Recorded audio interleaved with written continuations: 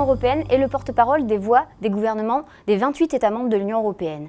Il rassemble les ministres nationaux qui se réunissent pour adopter conjointement les lois avec le Parlement européen et coordonner les politiques. Il est à ne pas confondre avec deux autres conseils.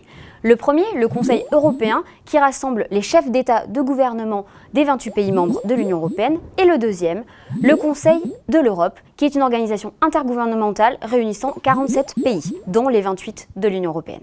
Le Conseil de l'Union européenne siège à Bruxelles et partage ses bâtiments avec le Conseil européen. Les ministres se rassemblent et se rencontrent en fonction des thématiques politiques traitées et des domaines d'activité.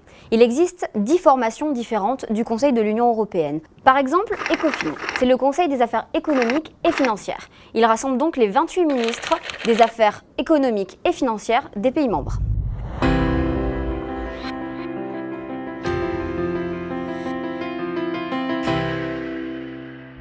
Premièrement, il partage la compétence législative avec le Parlement européen. Il a donc un pouvoir de codécision. Ensuite, toujours avec le Parlement européen, il adopte le budget annuel de l'Union européenne. Il développe aussi la politique étrangère et de sécurité de l'UE, tout en s'appuyant sur les lignes directrices du Conseil européen.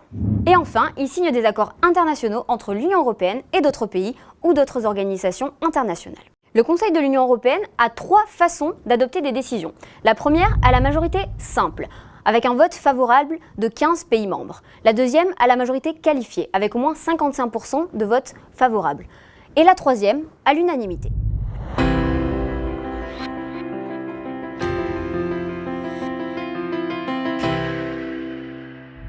La présidence du Conseil de l'Union européenne est assurée à tour de rôle par chaque État membre pour une période de 6 mois, soit au premier semestre de l'année en cours, soit au second semestre. Les États membres qui assurent la présidence du Conseil de l'Union européenne travaillent en étroite collaboration par groupe de 3. Cela permet de fixer les objectifs ensemble et d'élaborer un programme commun. Le trio actuel est l'Estonie, la Bulgarie et l'Autriche. Après avoir élaboré un programme en commun, l'Estonie a décidé d'établir un programme plus en détail.